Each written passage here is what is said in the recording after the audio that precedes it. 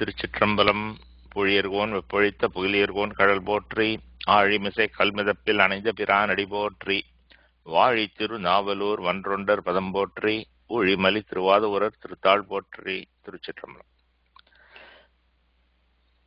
நம்ம காரைக்கால் அம்மையாரோட திருவிரட்டை மணிமாலையில போன முறை சந்திச்சப்ப முதல் 4 பாடல்கள் பார்த்துருந்தோம். இன்னைக்கு 5ஆம் பாடலும் தொடர போறோம். இது போன தடவை சொன்னேன், திருவிரட்டை மணிமாலைங்கிறது 20 பாடல்களால் ஆன பகுதி. ஒரு பாட்டு கட்டளை கலித்துறை, ஒரு பாட்டு வெண்பா, அப்படி மாறி மாறி வரும், அந்தாதியா வரும்.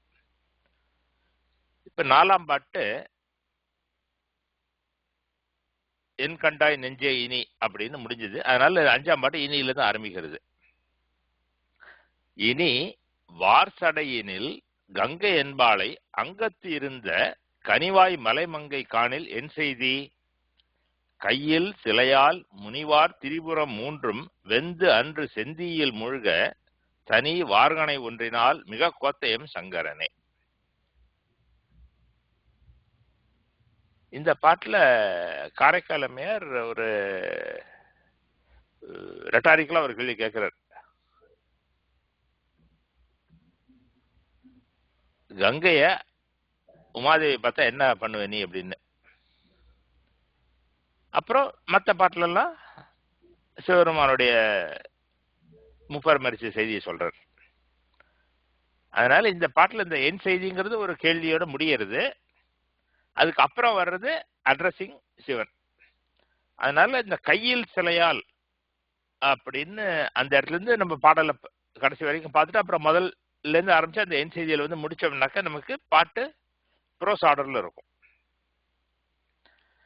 கையில் சிலையால் முனிவார் திரிபுரம் 3 வெந்து அன்று செந்தியில் மூழ்க தனி வார்கனை ஒன்றினால் மிக கோத்தயம் சங்கரனே. சங்கரனேங்கிறது நன்மை செய்பவன், சம் கரோதி சங்கரஹா அப்படிங்கிற சம்ஸ்கிருத இது. அதனால எம் சங்கரனே, எங்க சங்கரனே அப்படின்னா அது எம்ங்கிறது நமக்கு உள்ள நெருக்கத்தை குறிக்கிறது. எங்க இல்லையே, எங்கள் அப்படின்னா நமக்கு வந்து ஒரு எங்கள் நாடு எங்கள் வீடு அப்படின்னா அந்த எங்கள்ங்கிறது அது ஒரு அட்டாச்மெண்ட்டை காட்டும். அதனால எம் சங்கரனே அப்படிங்கிறது நமக்கு இறைவன் மேல இருக்கிற அன்பை காட்டுறது. எம் சங்கரனே, எங்க சங்கரனே. கையில் சிலையால், கையில முப்பரமரிச்ச வரலாற்றை சொல்றாரு இங்க. சிலைனாக்க வில்லு, முப்பரமரிச்சப்ப அது மேருமலையே வில்லா வளைச்சார் சிவபெருமான். அதனால கையில இருக்கிற வில்லுனால முனிவார் திரிபுரம் 3, முனிவு அப்படின்னாக்க கோபம், முனிதல்னா கோபிச்சுக்கிறது, முனிவார் அப்படின்னாக்க கோபிப்பவர்கள், கோபமுடையவர்கள், பகைவர்கள் இல்லையா. நம்மள்ட்ட யாரும் கோபமா இருப்பா, பகைவர்கள் நம்மள்ட்ட வந்து சிரிச்சு பேசிட்டு இருக்க மாட்டா, பகைவர்கள் கோபத்தோட வருவா. அது மாதிரி கோபமுடையவர்கள் பகைவர்கள். அந்த பகைவர்களுடைய திரிபுரம் 3, இது நம்ம திரிபுரம் அப்படின்னாக்க சம்ஸ்கிருத வார்த்தை திரிபுரம், திரினா 3, முப்புறம் அப்படிங்கிறது பொதுவான பொருள். ஆனா தமிழ்ல வர்றப்போ அந்த திரிபுரம் அப்படிங்கிறது வினைத்தொகையாகவும் எடுத்துக்கலாம். ஆனா திரிபுரம் எரித்தான் அப்படின்னாக்க முப்புறம் எரித்தான்னு பொதுவாக சொல்லிட்டு போயிடலாம். ஆனா இங்க அவர் சொல்றது திரிபுரம் 3 வெந்து அப்படிங்கிறார், முப்புறங்கள் 3 அப்படின்னு சொல்ல மாட்டோம். அதனால திரிபுரம்ங்கிறது இங்க வினைத்தொகையா எடுத்துக்கணும். திரிகின்ற புறம், திரிந்த புறம். அந்த முப்புறங்கள் அவருடைய வரத்தின் வலிமையினால அவ நினைச்ச இடத்துக்கு பறந்து போகும். எங்க வேணாலும் அது எப்ப வேணாலும் பறந்து போய் அங்கங்க இருக்கிறவாளுக்கு அவ தொந்தரவு பண்றதுக்கு வசதியா இருந்தது அந்த 3 கோட்டைகளும். அதனால எங்கும் பறந்து திரிந்த புறங்கள் அவை.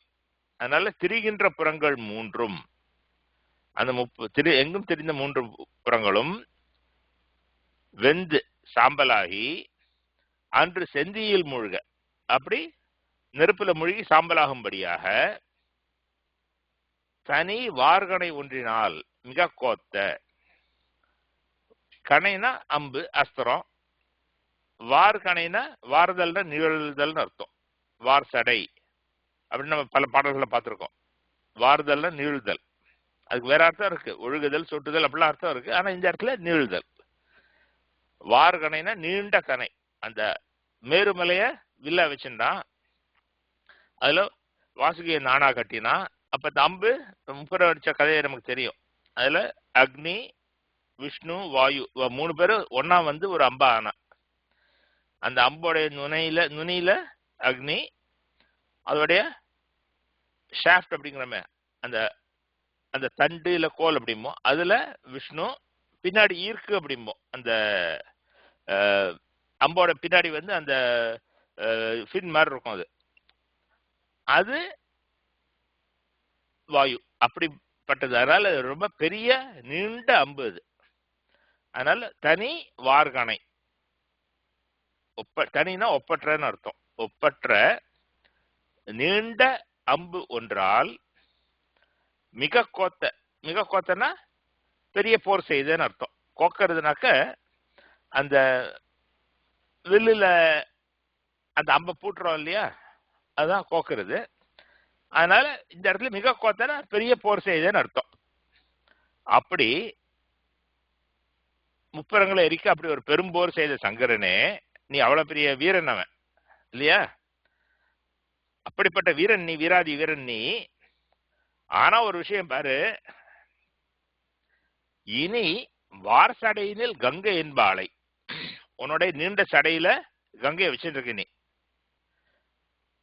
அந்த கங்கைய அங்கத்திருந்த கனிவாய் மலைமங்கை, உடம்புல ஒரு பாதியா இருக்கா யாரு? அங்கம்னா உடம்பு. உடம்புல இருக்கிற கனிவாய் மலைமங்கை.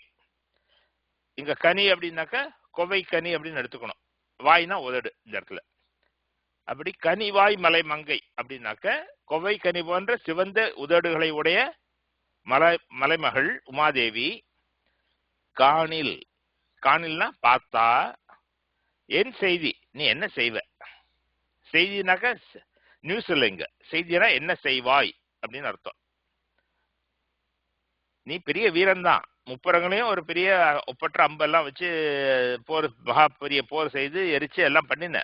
ஆனா அப்படிப்பட்ட வீரனான நீ கூட உன் சடையில கங்கையை ஒளிச்சு வச்சுட்டு இருக்க, அதை உன் பொண்டாட்டி பார்த்துட்டா நீ என்ன பண்ணுவ? திருன்னு முழிப்பியே, கஷ்டப்படுவியே, என்ன பண்ணுவ அப்படின்னு அப்படி ஒரு ரெட்டாரிக்கலா ஒரு கேள்வி கேட்கிறார். இதான் இந்த பாட்டுக்கு நேரடியான பொருள். உங்களுக்கு கேள்விகளோ கருத்துக்களோ இருந்தா பேசலாம்.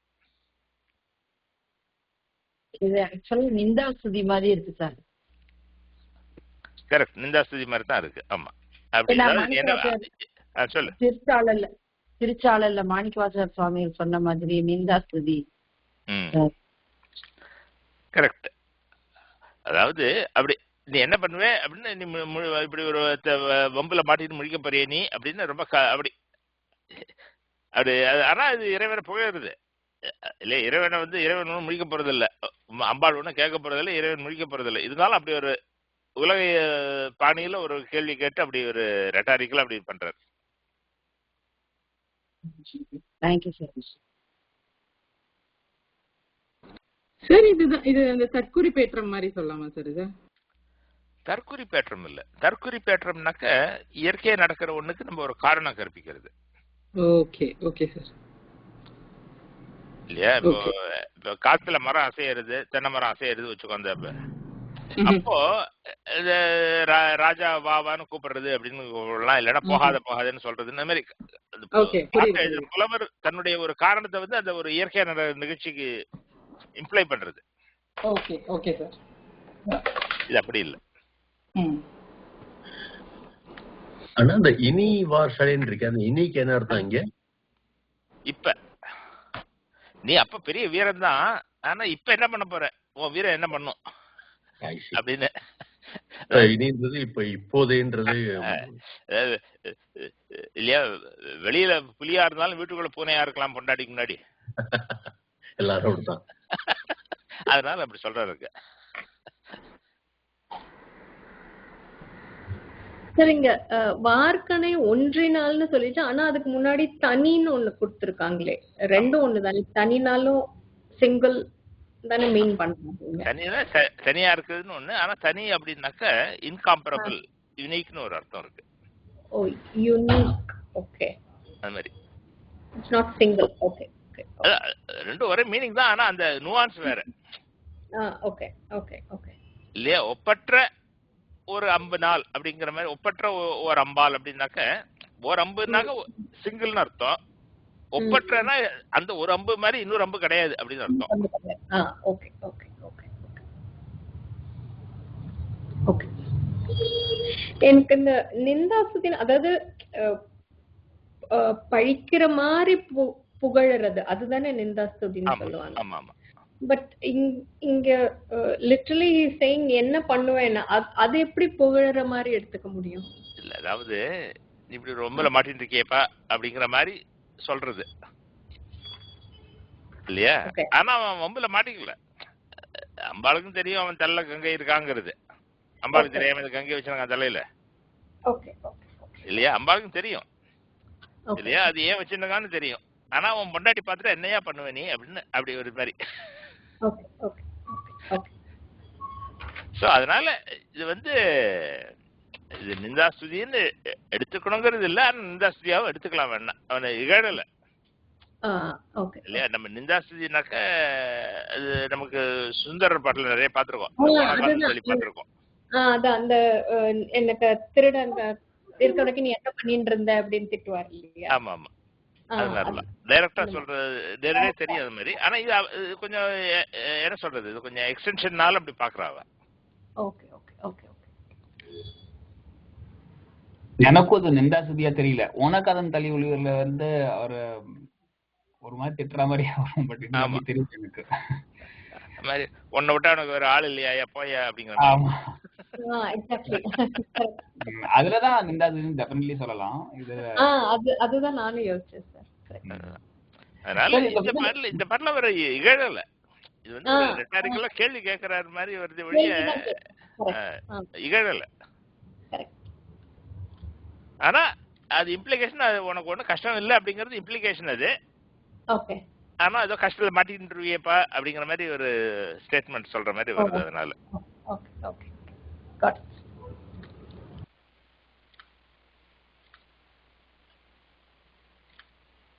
இதுல இந்த செய்தி அப்படிங்கிறது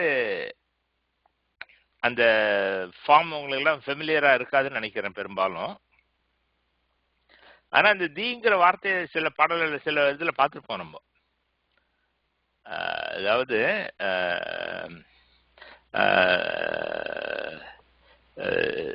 இந்த இதுலயும் வந்திருக்கு இதே வார்த்தை. இதுக்காக தேடினப்போ சுந்தரத்தை வார்த்தையில 7ஆம் திருநாள் 60ஆவது பதிகத்துல ஒரு பாட்டுல வருது, அழுது நீ இருந்து என் செய்தி மனனே அப்படின்னு. அதனால நீ அழுது இங்க என்ன பண்ண போற மனமே அப்படின்னு. நீ இறைவனை வழிபடாம இருந்துட்டு அப்புறம் கஷ்டத்துல மாட்டிட்டு அப்புறம் கஷ்டம் அழுதுன்னு என்ன பண்ண போற நீ அப்படின்னு அது அந்த பாட்டில் அப்படி வருது. அதுக்காக சொல்ல வரேன்.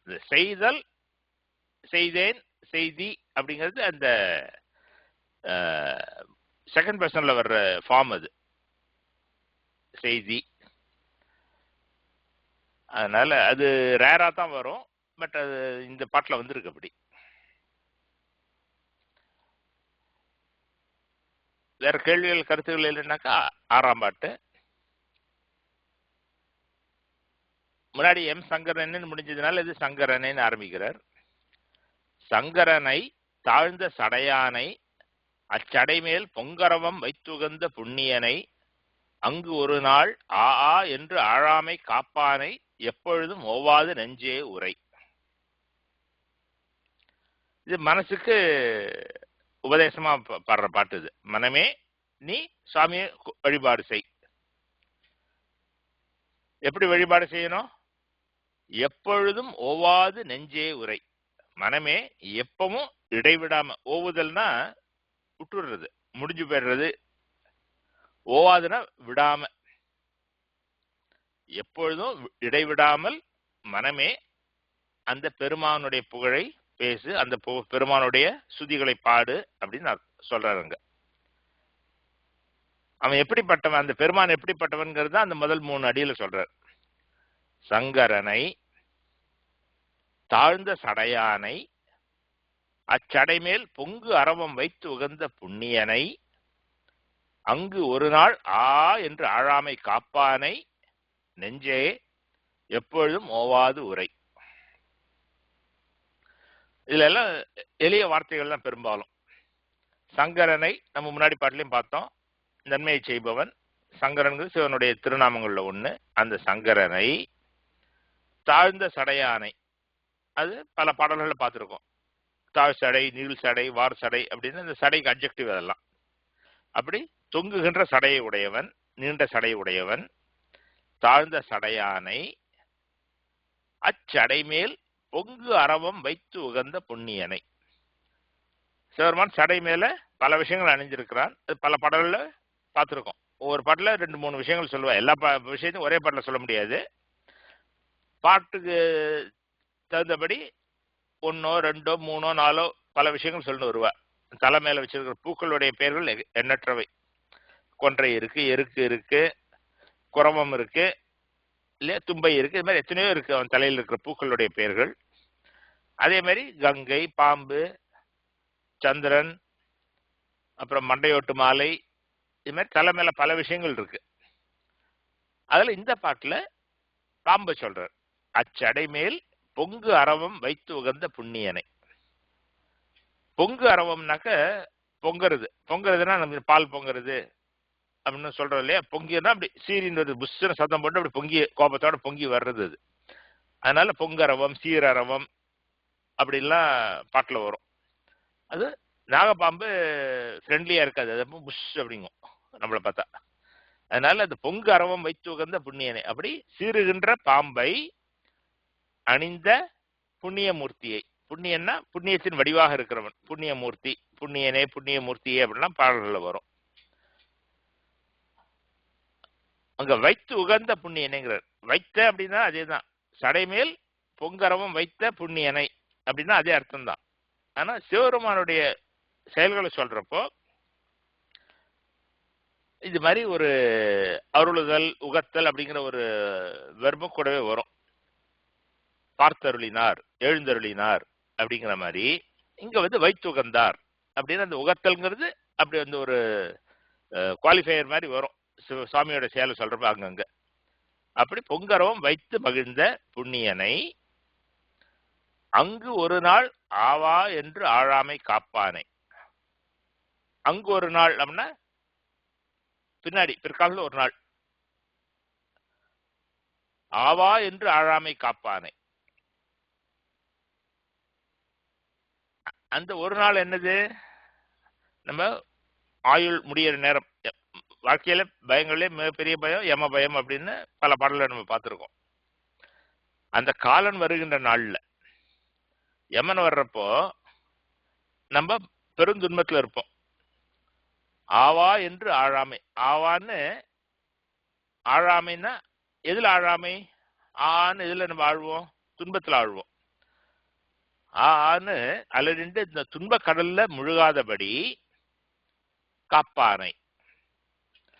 அப்ப ஆழாதபடி காப்பானேன்னா ஆழாமை காப்பானேன்னா ஆழாமையை கொடுத்து அபயம் கொடுத்து காப்பானை.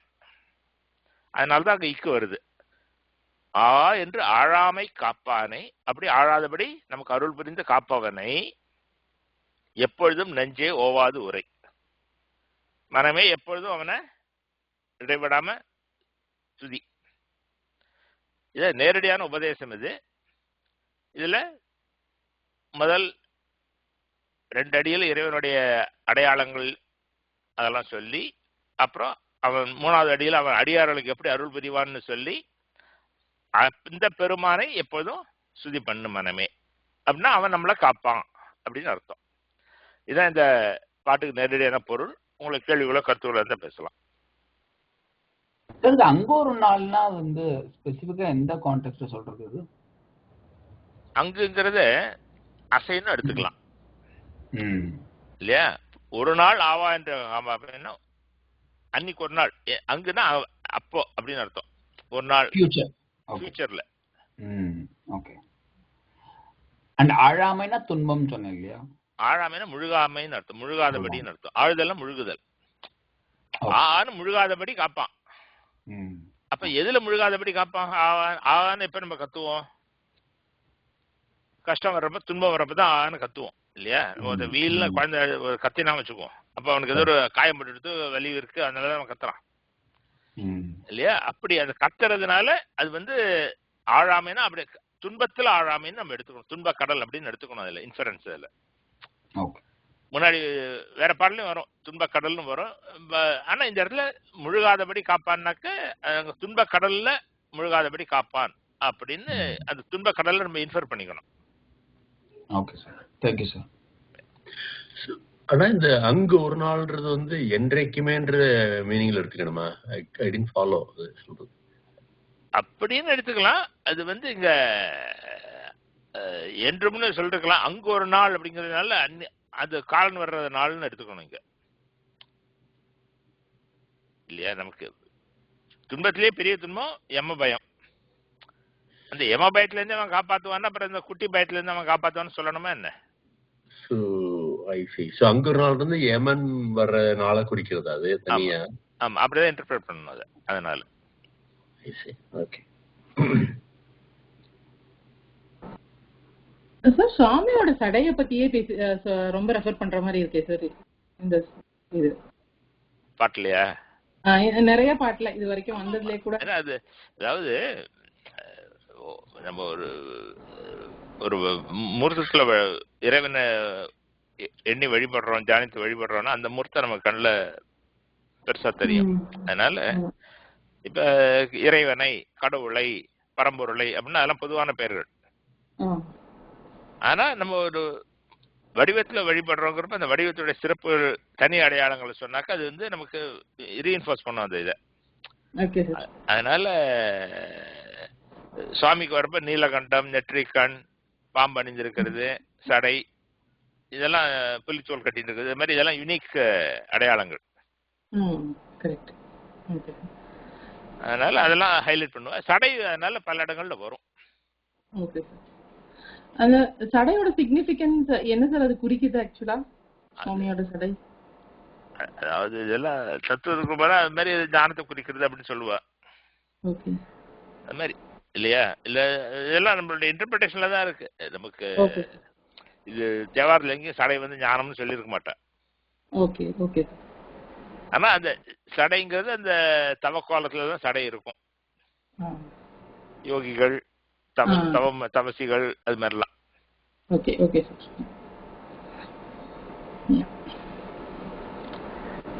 இதுல ஒரு அந்த தாழ்ந்த சடையில பொங்குற அரவம்ங்கிறது அந்த ஒரு கான்ட்ராஸ்ட் மாதிரி கொஞ்சம் இருக்கு. ஆமா, கரெக்ட். பொங்குறதுனா மேல வரும், தாழ்ந்தா கீழே போகும். கரெக்ட். அப்புறம் திரும்பி ஆழாமையும் கீழே போகாம வெர்டிகல் மோஷன். Correct sir. இந்த சடைன்னு இந்த பாட்டு ஞாபகம் வருது. நம்ம முன்னாடி அற்புத திருவண்ணாதில கவர் பண்ணிருக்கோம். 3rd சாங், அவர்க்கே எழுப்பிறப்பும் ஆளாவும் என்றும் அவர்க்கே நாம் அன்பாவது அல்லால் பவர் சடை மேல் அப்படின்னு ஞாபகம் வந்தது. அதான் பவர் சடை. அப்ப காரைக்குடி சொல்லுங்க, சடைக்கு நிறைய பவர் இருக்குன்னு சொல்றாரு. அந்த மாதிரி. இப்ப 7ஆம் பாட்டு இது சிவனை பார்த்து சொல்ற பாட்டா இருக்கு. எப்படி அந்த முன்னாடி பாட்டு எப்படி சுவாமியை பார்த்து கேட்கற மாதிரி இருந்தது, சுவாமியே உன் சடையில் இருக்கிற கங்கை அம்பாள் பார்த்தா என்ன பண்ணுவ நீ அப்படின்னு கேட்ட மாதிரி இங்கேயும் சாமியை பார்த்து கேட்கிற சொல்றார்.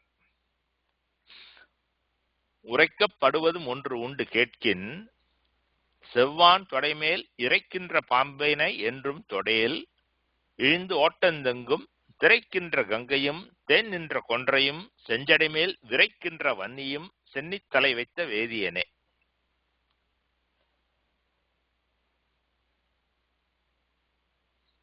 இதுல சொல்றது என்னன்னா, சுவாமி உன் சடையில வந்து ஒரு பாம்பு இருக்கு, அந்த பாம்பை தொட்டுடாத அப்படிங்கிற.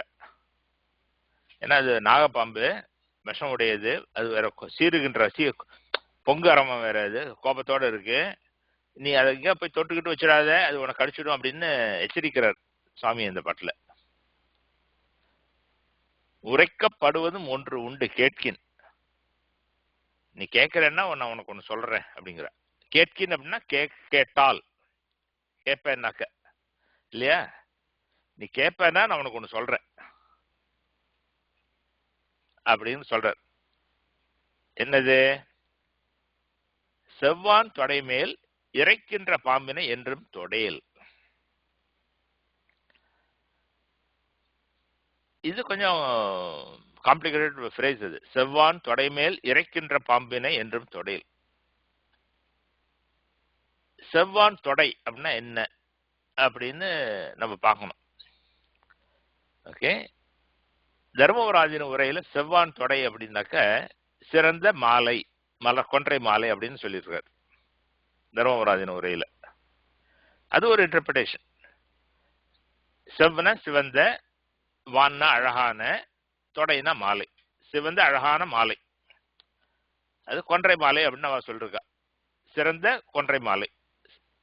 செம்மைனாக்க சிறப்பு, செம்பொருள் செந்தமிழ்லாம் சொல்றோமே, சிறந்த தமிழ் சிறந்த பொருள், அப்படி கலர் இல்ல, சிறந்தன்னு அர்த்தம்.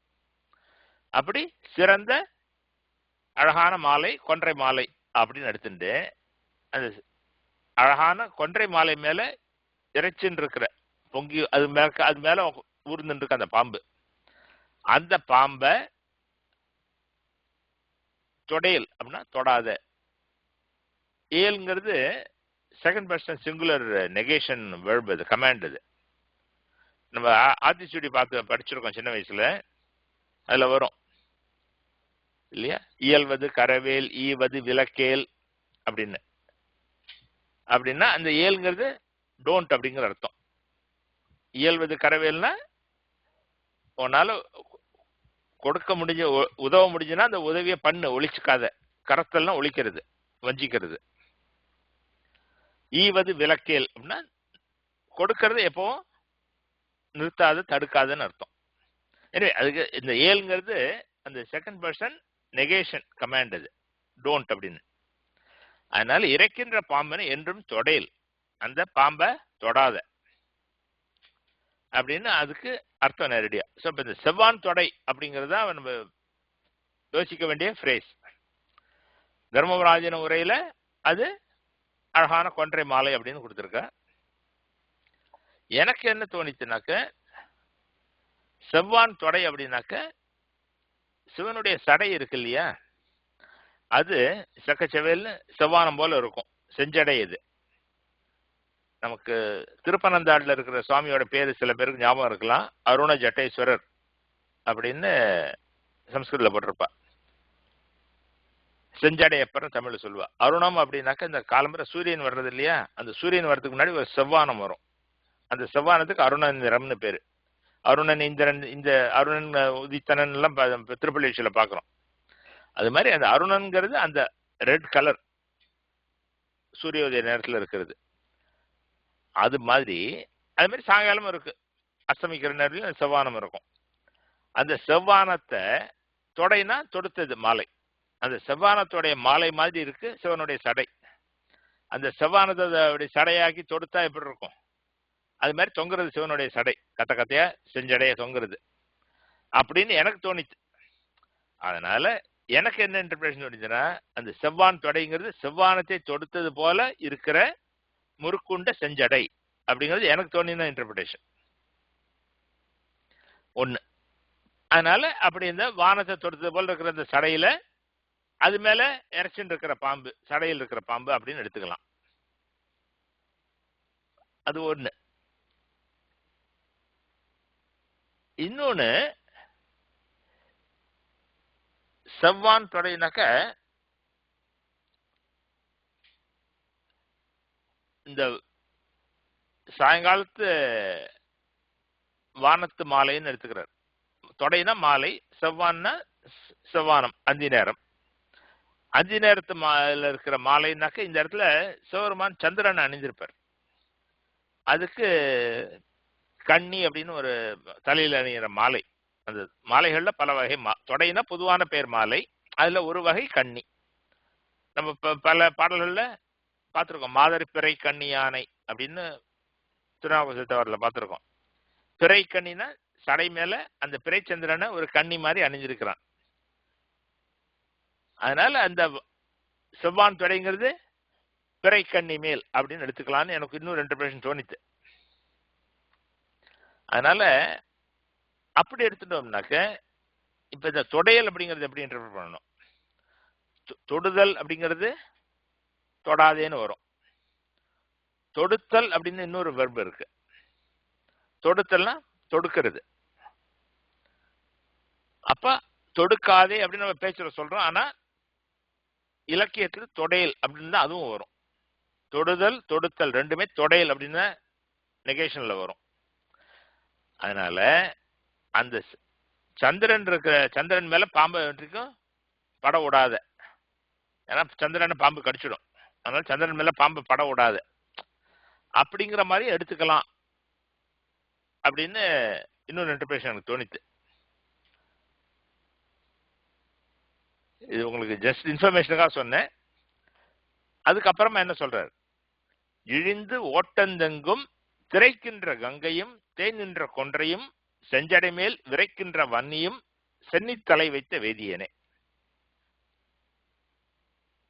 இழிந்து ஓட்டந்தெங்கும் திரைக்கின்ற கங்கையும், அது ஒரு ஃப்ரேஸ். இழிந்து ஓட்டந்தெங்கும் திரைக்கின்ற கங்கையும். இதுல இழிந்துனா மேலிருந்து கீழே பாயிருது, இழிதெல்லாம் மேலிருந்து கீழே இறங்குறது. கங்கை தேவலோகத்துல இருந்து பூமிக்கு வரா. அப்படி இழிந்து அப்படி வர்ற கங்கை என்ன பண்ணார்? அவர் சடையில தடுத்து நிறுத்திட்டார். அந்த கங்கையானது சடைக்குள்ள ஓடின்னு இருக்கு. இப்போ இழிந்து ஓட்டந்து எங்கும் திரைக்கின்ற கங்கையும். ஓட்டந்து அப்படின்னா ஓடி வந்துன்னு அர்த்தம். அது இதுல பார்த்திருக்கோம். ஓட்டந்துங்கிறது நம்ம திருநாவுக்கரசர் போறப்ப அது மாதிரி அந்த ஒரு ஃப்ரேஸ் வருதுன்னு நினைக்கிறேன். அதனால ஓட்டந்து அப்படின்னாக்க ஓடி வந்துன்னு அர்த்தம். அப்படி இழிந்து ஓடி வந்து எங்கும் திரைக்கின்ற கங்கையும். அப்படி உன் சடையில எல்லா இடத்துலயும் திரைத்தல்னா அலைமோதுறது. அப்படி அலைமோதுகின்ற கங்கையும் தேன் நின்ற கொன்றையும், தேன் நிறைந்த கொன்றை மலரையும் செஞ்சடை மேல் இருக்கிற செஞ்சடை மேல, அந்த செஞ்சடை மேல இதையும் விரைக்கின்ற சென்னியும். விரைத்தல்னா வாசனை கமழது, மனம் வீசுறது விரைத்தல். விரையார் கொன்றை அப்படின்லாம் நம்ம திருவான்மையூர் பாட்டுல பார்த்திருக்கோம். விரைக்கின்ற வன்னியும், வன்னினா வன்னி பத்திரம், வன்னி இலை, இவற்றையெல்லாம் சென்னி தலை வைத்த வேதியனே. சென்னி அப்படின்னா தலை. அப்ப இது என்ன? சென்னி தலை வைத்த வேதியனே இல்லையா? அப்ப இந்த தலைங்கிறது இந்த இடத்துல 7ஆம் வேற்றுமை உருபு. அது கண் தலை அப்படின்லாம் வேற்றுமை உருவு இருக்கு 7ஆம் வேற்றுமைக்கு. அதனால சென்னி தலைனா சென்னியில் அப்படின்னு அர்த்தம். வைத்த வேதியனே. வேதியன் நம்ம பல பாடல்களை பார்த்திருக்கோம். வேதத்தின் பொருளாக இருக்கிறவன், வேதத்தை ஓதுபவன், அவன் வேதியன். அதனால என்ன சொல்றார்? வேத பொருளாக இருக்கிற சிவருமானே, கீழே இழிந்து எங்கேயும் ஓடி அலைமோதுகின்ற கங்கையும் தேன் இருக்கிற கொன்றை மலரையும் செஞ்சடையில மனம் வீசுகின்ற வன்னி இலையும் வைத்த திருமுடியில், இவற்றையும் திருமுடியில் வைத்த வேதியனே, உரைக்கப்படுவதும் ஒன்று உண்டு கேட்கின். நீ கேட்பேனா உனக்கு ஒண்ணு சொல்றேன். என்னது? செவ்வான் தொடை மேல் இறைக்கின்ற பாம்பினை என்றும் தொடையல். அப்படின்னா உன்னுடைய செஞ்சடை மேல இல்ல இந்த சந்திரன் மேல இறைக்கின்ற பாம்பை இன்னைக்கும் அணியாத, இல்லைன்னா அந்த பாம்பை தொட்டுடாத.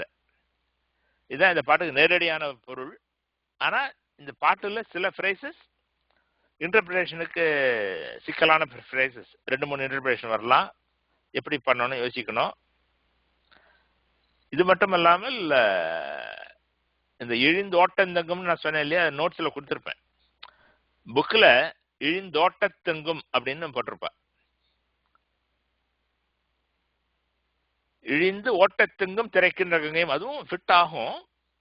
ஆனா இழிந்துனா கீழே பாய்ந்து, ஓட்டத்தில் ஓடுகின்ற, ஓட்டத்துல எங்கும் அலைமோதுகின்ற அப்படின்னு ஓட்டத்து அப்படின்னா ஓட்டம்ங்கிறது அப்ப நவுன் ஆயிடும். அது அப்படி அவ இன்டர்பிரட் பண்ற தர்மபராஜின் உரையில.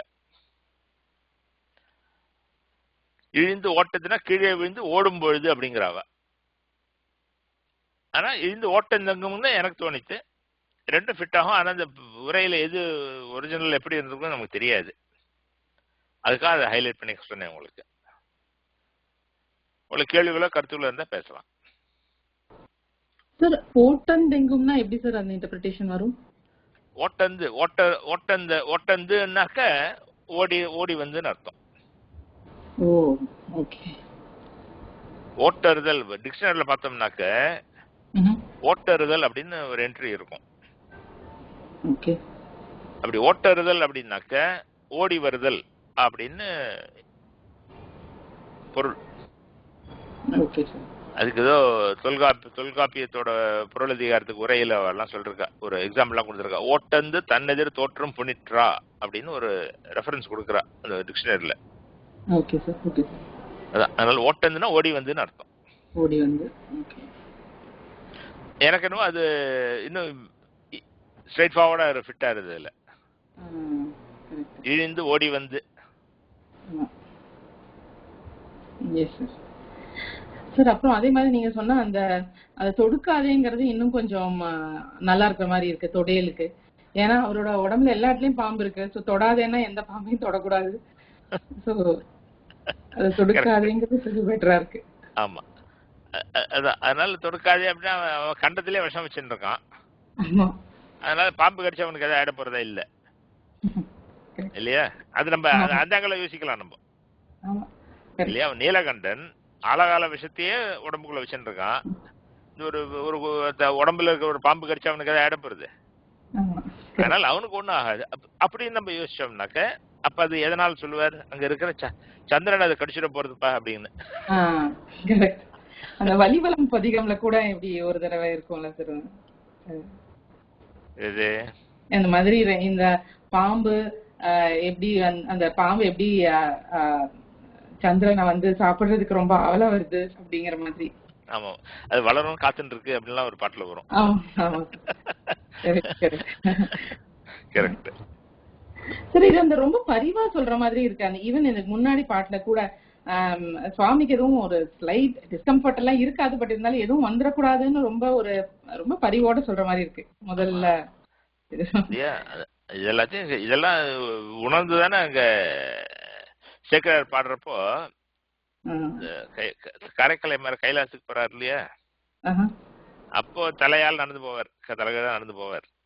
அப்புறம் அங்க அப்படி அம்பாள் கேட்கற மாதிரி ஒரு காட்சி, அம்பாளுக்கு தெரியாத ஆனா அம்பாள் கேட்கற மாதிரி ஒரு காட்சி. இது ஒரு பேய் தலைகா நடந்து வருது, என்ன சுவாமி இது அப்படின்னு கேக்குறான். அப்ப சுவாமி சொல்றார், இவள் நம்மை பேணும் அம்மை கான் அப்படிம்பார். புரியுது இல்லையா? அந்த இப்ப நமக்கு புரியும், ஒரு தாய்க்கு ஒரு பரிவு எப்படி இருக்குமோ அது மாதிரி பரிவோட சொல்றார்.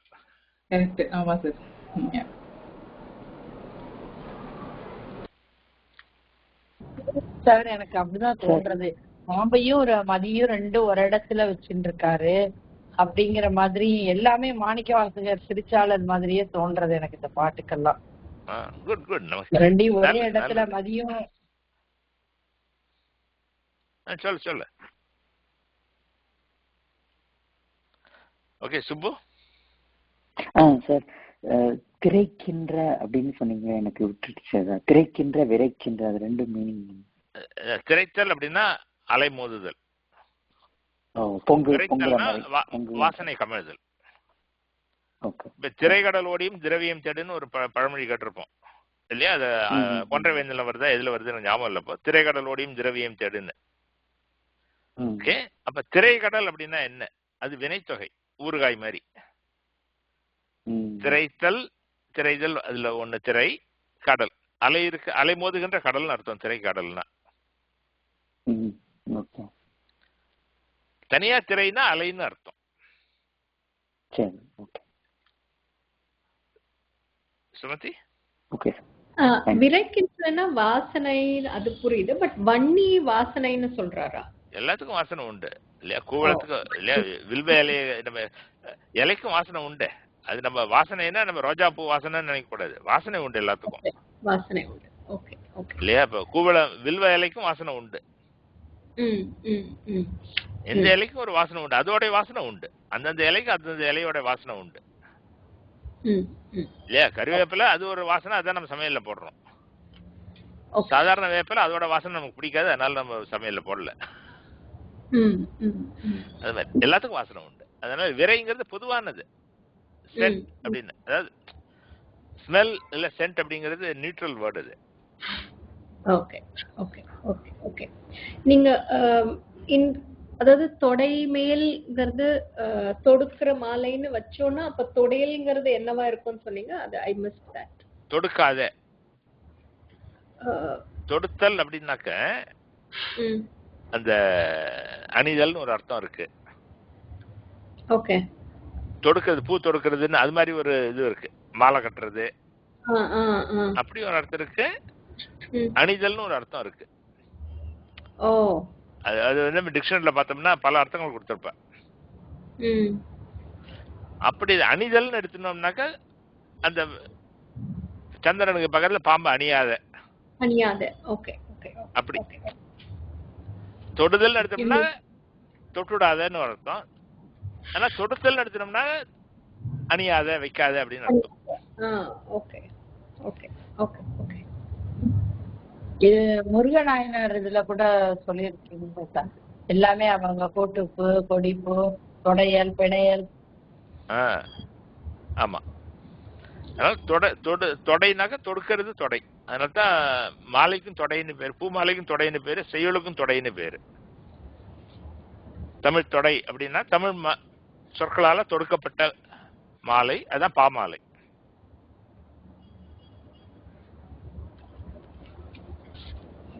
சார் இந்த இடத்துல வந்து நிலவுன்னு எடுத்துக்கணுமா சார் தொடைய? என்னன்னு எடுத்துக்கணும்? நிலவு, நிலவு எடுத்துக்கணுமா? அந்த இடத்துல தொடைனா மாலைன்னு எடுத்துக்கலாம். செவ்வான் தொடைனா செவ்வானத்துல இருக்கிற மாலை அப்படின்னா அது செவ்வான திங்கள் இல்லையா? அந்த அந்தி நேரத்துல இருக்கிற வான் தொடைனா அது மாதிரி தொடைனா அந்த மாலைன்னு எடுத்துக்கலாம். பாம்பை பிறைக்கண்ணி அப்படின்னு எடுத்துக்கலாம். இன்டர்பிரேஷன் நமக்கு கொஞ்சம் எக்ஸ்ட்ரா ஒரு வேர்டு இன்சர்ட் பண்ணிட்டு. சரி இல்லையா? அழகிய செவ்வான் தொடை, அழகிய வானத்து மாலை இல்லையா? அழகிய வானத்து மாலை எது? இறைவனுக்கு வானத்துல இருந்து வந்த மாலை எது? சந்திரன் தான். வானத்துல இருக்கிற சந்திரன் தான் அவனுக்கு மாலை தலையில, பிறை கண்ணி. அப்படி எடுத்துக்கலாம்னு ஒரு இன்டர்பிரேஷன் பாசிபிள். அதுக்காக நான் சொன்னேன். ஏன்னா அப்பதான் அது நமக்கு வந்து அந்த பாம்புக்கும் சந்திரனுக்கும் பகை, அது நமக்கு பொதுவா தெரியும் இல்லையா? கிரானத்தும் போது பாம்பு போய் சந்திரன் முழுங்கிறது அப்படின்னா நம்ம புராணங்கள்லாம் சொல்லும். அதனால இலக்கியத்துல பாம்புக்கும் சந்திரனுக்கும் பகை அப்படின்பா. அதனால இறைவன் அது ரெண்டையும் தலைமையில வச்சுட்டு இருக்கார் இல்லையா? அது மாதிரி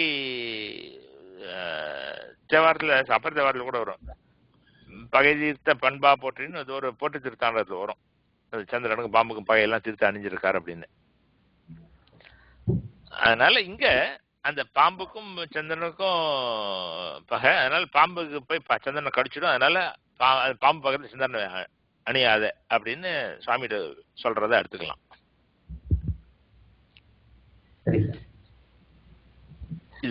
இதுக்காக நான் இது பார்த்தப்போ ஒரு ஒரு பல பாடல்கள்ல ஒரு பாடல் ரெஃபரன்ஸுக்காக நோட் பண்ணி வச்சிருந்தேன். சம்பந்தர் தேவாரத்துல 2ஆம் திருமுறை 67ஆம் பதிகம் 2ஆம் பாடல். அதுல வரும், கலைமதி மாலை கலந்த பின்னு சடை பெருமானார் பெரும்புலியூர் பிரியாரே அப்படின்னு வரும்.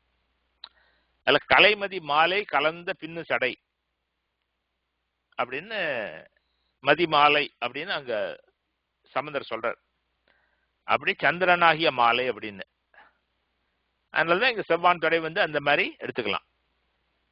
அழகான மாலைங்கிறது இங்க மதி மாலைன்னு எடுத்துக்கலாம் அது இன்டர்பிரேஷன்ல.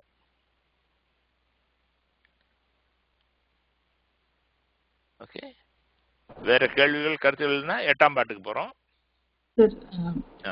சொல்லுமா சார், இது வந்து அவங்க தலையில இருக்கிற பாம்பை மட்டும் சொல்றாங்களா, இல்ல அதை வச்சு நீ எல்லாமே உன் வேஷத்துல ஓகே இந்த பாம்பை மட்டும் விட்டுரு அப்படிங்கிற மாதிரி சொல்றாங்களா? இல்ல, அதான் பாம்பை தலையில இருக்கிற பாம்பை தொடாதுன்னு, தலையில இருக்கிற பாம்பை அவர் போய் ஏன் தொடப்படுற, கையில இருக்கிற கழுத்துல தொங்குற பாம்பை தொடாதுன்னு சொல்லிருக்கலாம் இல்லையா? ஆமா சார், அதான் இல்லையா? அதான் இன்னும் கை கிட்டக்க இருக்கு. ஆமா, கரெக்ட். அதனால பாம்பை தொடாதுன்னு அவருக்கு சொல்லிருக்க மாட்டார். ஏன்னா பாம்பு அங்க வச்சவரே அவர் தானே, அதுவும் அப்ப ஏறிச்சுதாங்க. அதுவும் கரெக்ட். ஆமா, அவர் தானே வச்சார். அதனால பாம்பை தொடாதுன்னு அவர் சொல்லி இருக்க மாட்டார். அப்படிங்கிறப்போ ஏன்னா அவர் விஷத்தையும் கண்டத்துல விஷமும் இருக்கு, அதையும் நம்ம ஞாபகம் வச்சுக்கணும். அதனால இந்த பாம்புனால எதுக்கு ஆபத்து வரக்கூடும்னா அது சந்திரனுக்கு தான் ஆபத்து வரக்கூடும். ஓகே. அதனால அந்த செவ்வான் தொடை மேல அந்த சந்திரன் மேல பாம்பு அணியாத, சந்திரன் மேல படுற மாதிரி பாம்பு அணியிருக்காத, தள்ளி வச்சுக்கோத. சந்திரன் மேலேயும் ரொம்ப பரிவா இருக்காங்க. என்னமா சந்திரன் மேலேயும் ரொம்ப பரிவா இருக்காங்க அப்படின்னு காரைக்காலம். அது அது அது குழந்தை இல்லையா, பிள்ளை மதி. அது வேற அம்மையாராச்சே. ஆமா சார். குட். இப்ப 8ஆம் பாட்டு. வேதியனை வேத பொருளானை வேதத்துக்கு ஆதியனை ஆதிரை நன்னாளானை சோதிப்பான் வல்லேனமாய் புக்கு மாலவனும் மாட்டாது கில்லேனமா என்றான் கீழ். இது சுவாமியுடைய விஷயங்கள்லாம் சொல்லி அடிமொழி தெரிந்ததை ரெஃபர் பண்றாருங்க. வேதியனை வேத பொருளானை, வேதியன் வேதத்தை ஓதுபவன், வேத பொருளானை வேதங்களின் பொருளாக இருக்கிறவன் அவன், வேதத்துக்கு ஆதியனை வேதத்துக்கு முதலாக இருக்கிறவன். அப்படின்னா என்ன அர்த்தம்? அவன் தான் வேதங்களை முதல்ல பாடினவன் இல்லையா? வேதநாவர் அப்படின்னு வேதம் ஓதி வெண்ணூல் புண்டுன்னு வரும். அதனால வேதம் ஓதுறதுன்னா உலகங்களுக்கு அவன், வேதங்கள்லாம் அவனோட திருவாயால பாடப்பட்டவை, ஓதப்பட்டவை. அவன் தான் முதல்ல வேதங்களை அருளினவன். வேதங்களை பாடினவனும் அவன் தான், வேதங்களால் பாடப்படுபவனும் அவன் தான். அதனால வேதியனை வேத பொருளானை வேதத்துக்கு ஆதியனை ஆதிரை நன்னாளானை. இது நமக்கு தெரியும். திருவாதிரை சிவனுக்கு உகந்த நட்சத்திரம். அதனாலதான் மார்கழியில திருவாதிரையில பெரிய விசேஷம் கொண்டாடுறோம். அதனால ஆதிரை நன்னாளானை, அப்படிப்பட்ட பெருமானை என்ன பண்ண திருமாலும் பிரம்மாவும் என்ன பண்ண, அடிமடி தேடி தாங்கள் தான் பெரியவர்கள் காமிக்கிறதுக்காக அடிமடி தேட போனா. அதுல திருமாலுடைய விஷயத்தை மட்டும் சொல்றார். சோதிப்பான், அந்த பெருமான் அப்படி எல்லையற்ற ஜோதி பழமா நின்னப்போ, சோதிப்பான் அப்படின்னா சோதிக்கிறது, ஆராயறதுக்காக. இது என்னடா இது, இப்படி ஒரு ஜோதி நிற்கிறதே, இதோட கீழே நான் போய் கண்டுபிடிக்க போறேன் அப்படின்னு விஷ்ணு போறார். சோதிப்பான்னா சோதிக்க அப்படின்னு அர்த்தம். அது வினை எச்சத்துல அது ஒரு வகை. அது சோதிப்பான் அப்படின்னா சோதிக்க அப்படின்னு அர்த்தம். சோதிக்க வல் ஏனமாய், ஏனம்னாக்க பன்றின்னு அர்த்தம். இந்த இடத்துல ஏனம்னா நமக்கு இந்த காலத்து தமிழ்ல ஏனம்னா ஒரு பாத்திரம் அப்படின்னு அர்த்தம். ஆனா பழைய தமிழ்ல ஏனம்னா பன்றின்னு அர்த்தம் இருக்கு. அப்படி ஒரு வலிமையுடைய பன்றியாக கீழ்ப்புக்கு, அந்த கீழ் பின்னாடி இருக்குல்லையே அதை அங்க போட்டுக்கணும், அப்ப சரியா வரும். கீழ்ப்புக்கு அப்படி நிலத்தை அகழ்ந்து கொண்டு கீழே புகுந்து, நிலத்தின் கீழே புகுந்து, மால் அவனும் மாட்டாது, அந்த திருமாலும் முடியாம கில்லேன் அம்மா என்றான். முடியலையே அம்மா, காண முடியவில்லையே, என்னால பார்க்க முடியலையே அம்மா அப்படின்னு.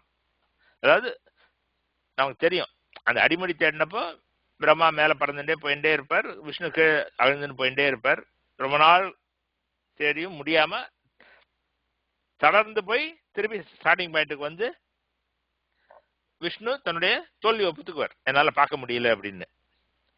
பிரம்மா தான் மேல போய் அங்க ஒரு தாழம்பு வந்துருக்கும், அந்த தாழம்புவை பார்த்ததும் நீ எங்க வரணும், முடியலன்னு வரனதும் உடனே ஓ அப்படியா, ஓகே, நான் முடியல இருக்கிற பூவை பார்த்தா முடிய பார்த்த கணக்கு தானே, வா அப்படின்னு சாட்சிக்கு வா அப்படின்னு கூட்டிட்டு வந்துடுவார், நான் பார்த்துட்டேன் அப்படின்னு. இதெல்லாம் புராண கதைகள் சொல்றேன். அதனால இங்க விஷ்ணு சொல்றத சொல்றேன்.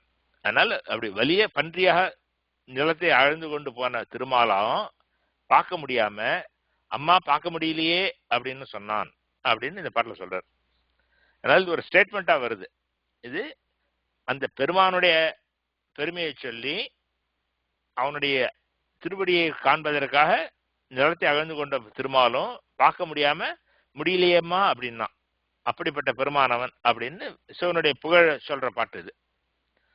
இதுதான் நேரடியான பொருள். உங்களுக்கு கேள்விகளோ கருத்துகளோ இருந்தா பேசலாம்.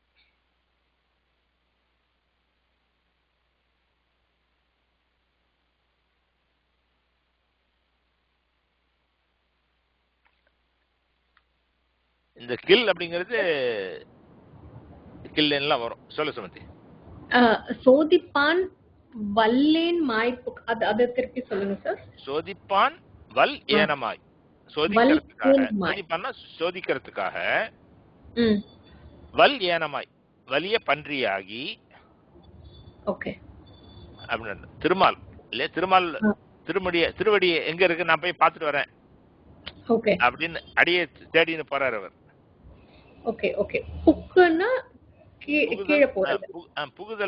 புகுதெல்லாம் நுழையிறது. கீழ் புக்குன்னா கீழே நுழைஞ்சு பூமியை தோண்டிட்டு போய். வல்லேனமாய் கீழ்ப்புக்கு அதை எடுத்து அந்த கீழே அங்க எடுத்துக்கணும். எடுத்துட்டு மாலவனும் மாட்டாது திருமாலும் முடியாதுன்னு கில்லேனும் அம்மா என்றான். அம்மா அப்படிங்கிறோம் இல்லையா, ஐயோ பார்க்க முடியலையேம்மா, அம்மா காட்சி பண்ண சொல்றேன், அம்மா அப்பா எல்லாம் நம்ம சொல்றோமே, ரொம்ப கஷ்டமான வேலையை பண்ணோம்னா. கில்லேங்கிறது தமிழ் ஒரு வேர்டே. கில் அப்படின்னாக்க எபிலிட்டி, கில் என்ன முடியலையேன்னு அர்த்தம். ஏபிள் முடியுங்கிறது கில், கில்லேன்னா ஆப்போசிட். செய்ய கிலேன் அப்படின்னா செய்ய முடியலன்னு அர்த்தம். செய்கிலேன் கிலேன் அது மாதிரிலாம் வரும். செய்ய கிளே, செய்கிலேன் இல்ல செய்ய கிலேன்னு வரும். செய்ய கிலேன், பார்க்க கிலேன், அது மாதிரிலாம் முடியலங்கிறதுக்கு இனேபிலிட்டி. அது ஆதிரை நன்னால் திருவாதிரை எதனை குறிக்கிறாங்க? ஆதிரைன்னா திருவாதிரை. திருவாதிரை நாள்னா நட்சத்திரம். திருவாதிரைக்கு நல்ல நட்சத்திரை உடையவன் அவன், நட்சத்திரத்தை உடையவன். நாள்னாலே நட்சத்திரமா சார் தமிழ்ல? ஆமா.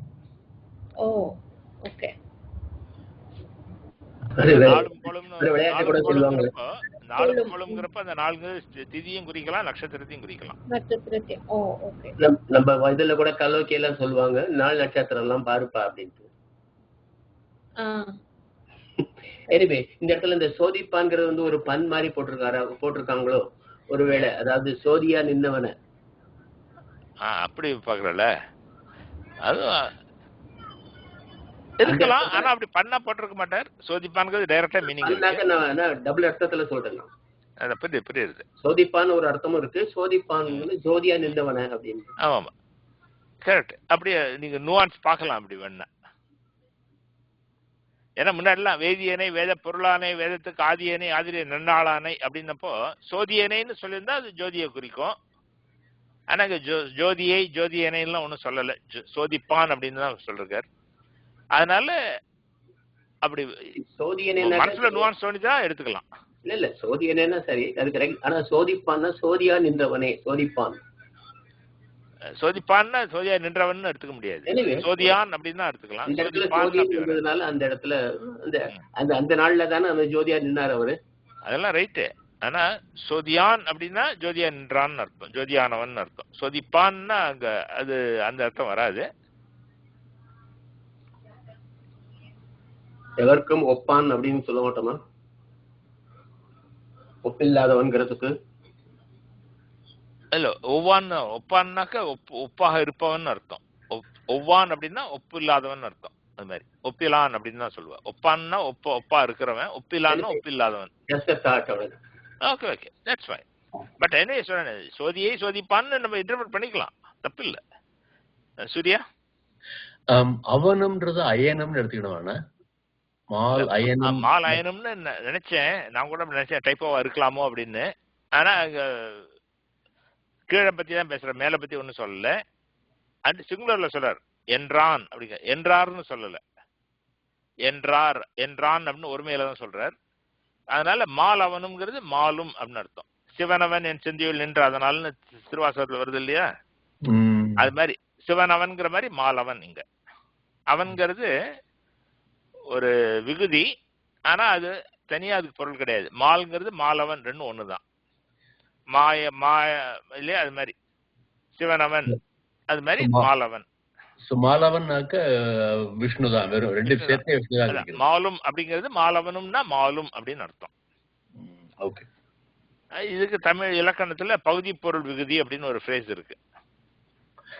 அது அவன் அப்படின்லாம் வார்த்தையோட சேர்ந்து வரும். அப்படி வர்றப்ப அது சஃபிக்ஸ் ஆனா டசன்ட் ஹேவ் செப்பரேட் மீனிங். அது முதல்ல என்ன வேர்டு இருக்கோ அதே மீனிங் தான், அதுதான் அப்படின்னு அர்த்தம். ஓகே சார் இங்க சோதிப்பான்ங்கிறது வந்து திருமாலை தானே சார் அர்த்தம் பண்ணுது இங்க? சோதிப்பான்னா அது வந்து வினையச்சம். சோதிப்பதற்கு, சோதிப்பதற்கு, சோதிக்க அப்படின்னு அர்த்தம். அதாவது திருமால் வந்து இறைவனோட திருமுடி திருவடியை தேட போறார், நான் கண்டுபிடிப்பேன், நான் பார்த்துடுவேன் அப்படின்னு.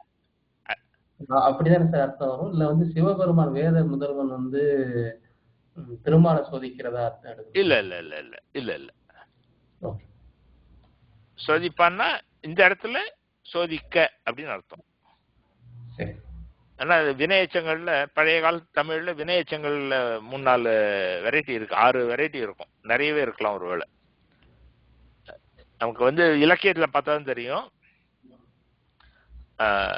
அது மாதிரி நம்ம சொற்றணை வேதியின் பதியத்துல கூட ஒரு பாட்டுல பார்த்துருக்கோம் இல்லையா?